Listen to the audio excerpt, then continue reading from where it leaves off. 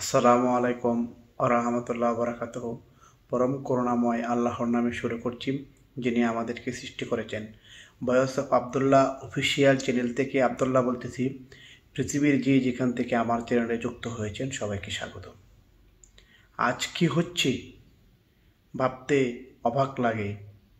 যে সুন্দর একটি সাজানো বাংলাদেশে মানুষের যে পরিবেশ পরিস্থিতি, সেটি আজ বলতে আমি বাধ্য হচ্ছি। আজ দেখতে পাচ্ছি যে সমন্বয়কদের অ্যাকাউন্ট ডিজেবল করা হয়েছে। তাদের যে ফেসবুক অ্যাকাউন্ট আছে সেই ফেসবুক অ্যাকাউন্ট ডিজেবল করা হয়েছে এবং দুই উপদেষ্টাদের ফেসবুক ভেরিফাইড অ্যাকাউন্ট ডিজেবল করা হয়েছে এবং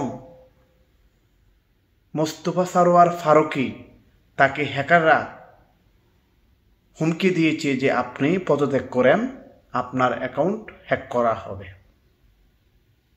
বাংলাদেশের বর্তমান যে পরিবেশ পরিস্থিতি, মানুষকে এমনভাবে বোকা বানানো হচ্ছে তা অত্যন্ত দুঃখজনক। এই হ্যাকাররা কোন দেশের? এই হ্যাকার কি বাংলাদেশের না অন্যান্য দেশের? তাদের কি স্বার্থ আছে যে দুই সমন্বয়ক তাদেরকে অ্যাটাক করা এবং দুই উপদেষ্টাদেরকে অ্যাটাক করা এবং মোস্তফা সরোয়ার ফারুকীকে অ্যাটাক করা? কোথায় থেকে আসছে এসব সাইবার সিকিউরিটি অ্যাটাক? বাংলাদেশের মানুষকে এমনভাবে বোকা বানানো হচ্ছে যা মানুষ বাধ্য হচ্ছে এসব শুনতে।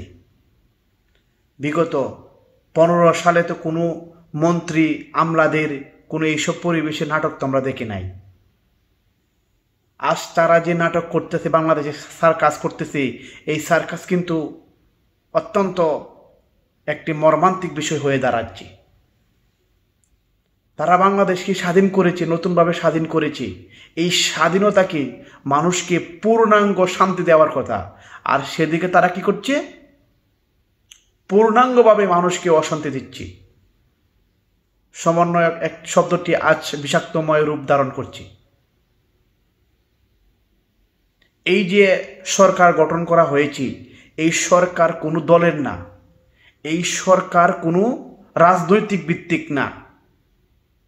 তারা মেধা, এত মেধা তাদের মাথায়, তারা দেশকে সুন্দর এবং যে জাতি কোনোদিন আশা করে নাই যে তারা কি করতে পারে দেশের জন্য, সেই আশা করেছে বাংলাদেশের মানুষ। আর সেই উপদেষ্টারা, সেই জ্ঞানের মেধা এখন হচ্ছে জিরো টলারেন্স। এমনভাবে ভাষা, এমনভাবে দেশের পরিবেশ পরিস্থিতি নষ্ট করছে, তারা আজ ব্যর্থ হচ্ছে। এমনভাবে পরিবেশ ধ্বংস করছে যে মানুষের পরিবেশ পরিস্থিতি, যে বাংলাদেশে এই বর্তমানে সমন্বয়করা যে রূপান্তর করছে, এই রূপান্তর শুধু ধ্বংস আর ধ্বংস। এই বাংলাদেশের মানুষের যে হাহাকার, প্রতিদিনের যে তাদের কষ্টের যে বিরাজমান, সেই বিরাজমানের জন্য দায়ী এই বর্তমান সমন্বয়ক। এই বর্তমান সমন্বয়ক যে পরিবেশ তৈরি করছে, সেটি মানুষের একটি ন্যায্যতা অধিকার কেড়ে নিচ্ছে। এই সমন্বয় শব্দটি এখন বর্তমানে একটি বিষাক্তময়। তাই বাংলাদেশের মানুষ আজ যে পরিলক্ষিত হচ্ছে, যে পরিবেশটা সৃষ্টি হচ্ছে, এই 5 মাসে তা মানুষ বুঝে গেছে যে আমাদের কি করতে হবে। বাংলার মানুষ কিন্তু অলরেডি একটি দারুণ সিদ্ধান্ত নিতে যাচ্ছে। কারণ কেন নিতে যাচ্ছে? গত 15 বছরে যে বাংলাদেশ যে একটি শান্তিময় দেশ ছিল, আমরা তাকে চাই, আমরা তাকে আবার ক্ষমতা দেখতে চাই। আপনারা যাই কিছু করেন, আপনারা কিন্তু ক্ষমতা ফিরে পাবেন না। তারা, বাংলাদেশের মানুষ কিন্তু অলরেডি একটি সিদ্ধান্ত নিতে তারা প্রস্তুত হচ্ছে। কারণ আমরা গত 15 বছরে যে পরিবেশে ছিলাম, মাননীয় শেখ হাসিনা যেভাবে দেশ পরিচালনা করেছে, উনি একমাত্র এই দেশের জন্য যোগ্য। আর কোনো নেতা নেত্রী এই দেশের জন্য উপযুক্ত না। এটাই হচ্ছে বাংলাদেশের মানুষের আহ্বান, আপনারা সমন্বয়ে যাই কিছু করেন, আপনারা কিন্তু পার পাবেন না। বাংলাদেশের মানুষ কিন্তু আপনাদেরকে পার করার সুযোগ দিবে না। যে শেখ হাসিনা 17 বছর বাংলাদেশে শাসন করেছি, তাকে 45 মিনিট সময় দেওয়া হয়েছিল। আর আপনারা তো এই দুদিনের এই সমন্বয়ক, আপনারা কি 45 সেকেন্ড সময় পাবেন? সেই আশা আপনারা কিন্তু ব্যর্থ হচ্ছেন। তাই বাংলাদেশের মানুষ যার মাধ্যমে শান্তি পাবে তাদেরকে তারা খুঁজে নেবে।